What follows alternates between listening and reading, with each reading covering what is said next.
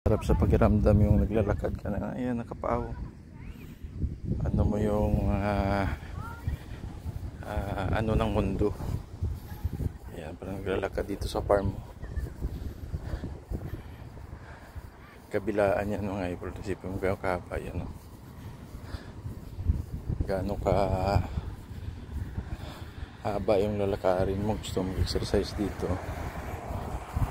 Ayan. Paa ka lang para maramdaman mo yung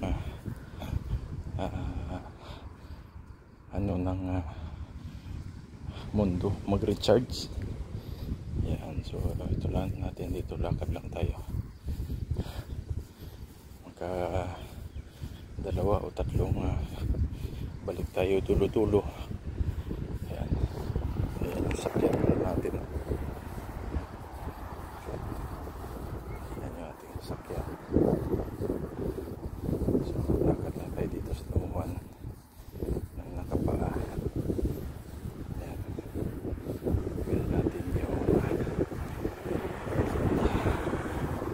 lupa. Yan, diba?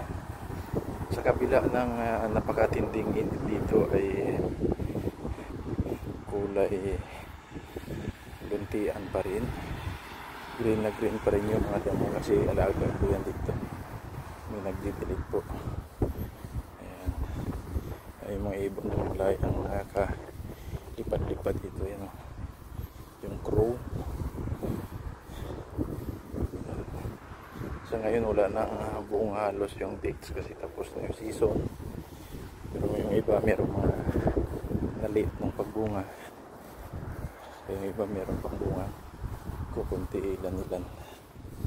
Yan, so ito pala, ang damo na ito ay monthly, pinaputulan po ito by machine, tapos yung napagputulan ay iniipon, pinapakain naman sa mga kambing, sa mga karniro, baka o kaya sa mga camel, mga ito. May tira pa palang kunti, oh, yung dates. Eh, iba mga late na yan lumabas, late na lumabas yung bunga.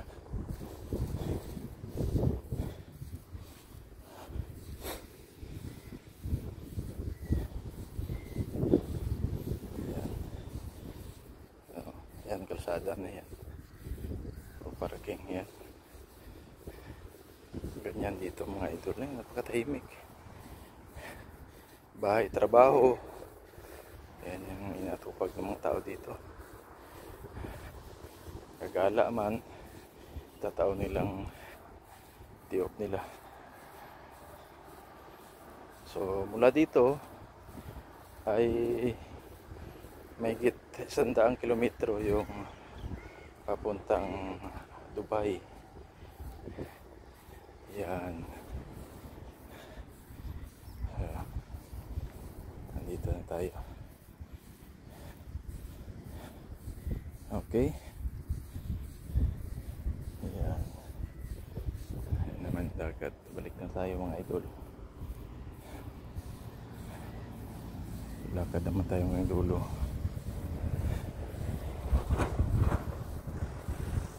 Yan po ating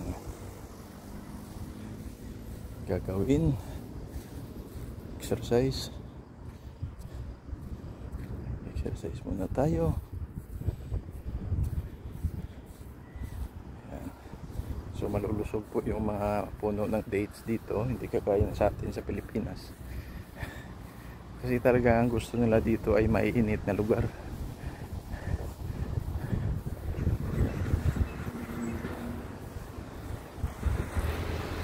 Napansin nyo yan,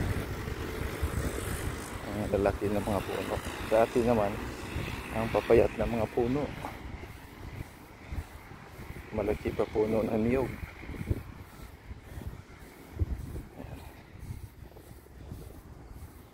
Ayan po yung dagat. Ayan, tingnan mo yung lifeguard. Ayan. Tambay-tambay na yan sila kapon. Binabantayan lang yung mga naliligo pag may naligo. ayos. Pag wala, wala din.